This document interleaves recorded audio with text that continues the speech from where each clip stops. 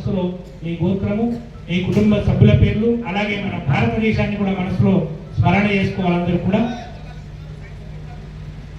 భారతదేశే నివసిత సర్వేషాం సమస్త హిందూ జనానాం అందరూ కూడా చెప్పండి మమ సహ.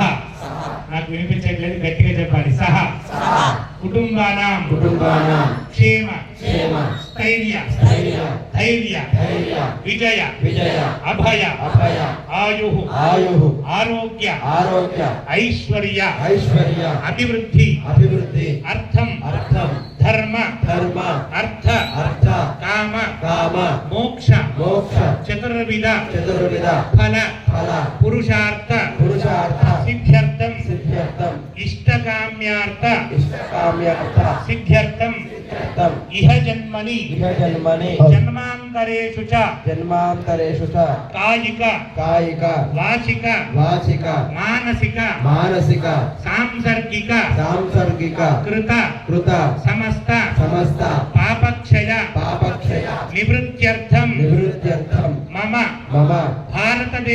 భారతదేశే నివసిత సర్వేషాం హిందూ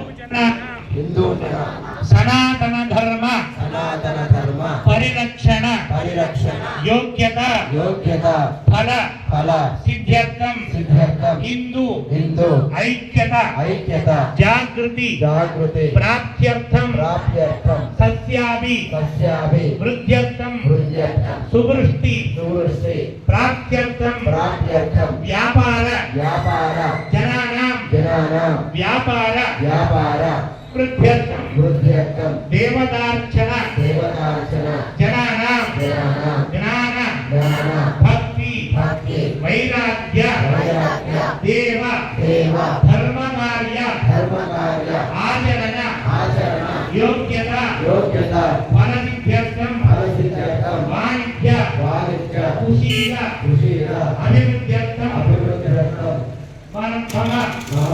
భారతరాష్ట్రే నివసిత సర్వేషాం సత్యనానాం సుఖ సంతోష అభివృద్ధ్యర్థం మన్యంకొండ లక్ష్మీ వెంకటేశ్వర స్వామి సంపూర్ణ అనుగ్రహత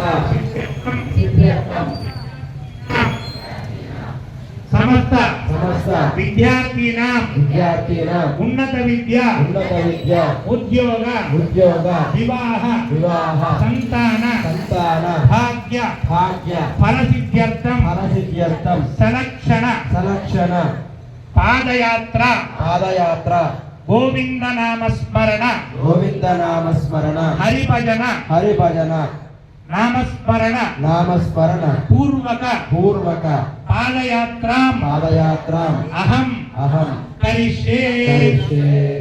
యొక్క మన భారతదేశంలో సమస్త హిందువులు అలాగే భారతదేశంలో ఉండేటువంటి మన ధర్మము అది సనాతనం, అది ఎప్పటికీ కూడా తరిగిపోయినటువంటిది చెరిగిపోయినటువంటిది. అలాంటి గొప్పనైనటువంటి సనాతన ధర్మంలో మనం ఈరోజు ముందుకు వెళ్తున్నాము అంటే ఇది పూర్వజన్మ సుకృతము అని చెప్పేసి గట్టిగా మనం బల్ల కొట్టి చెప్పడానికి ఎలాంటి నిస్సంకోచంగా మనం చెప్పవచ్చు. అలాగే ఇలాంటి పాదయాత్ర చాలా విశేషమైనటువంటిది.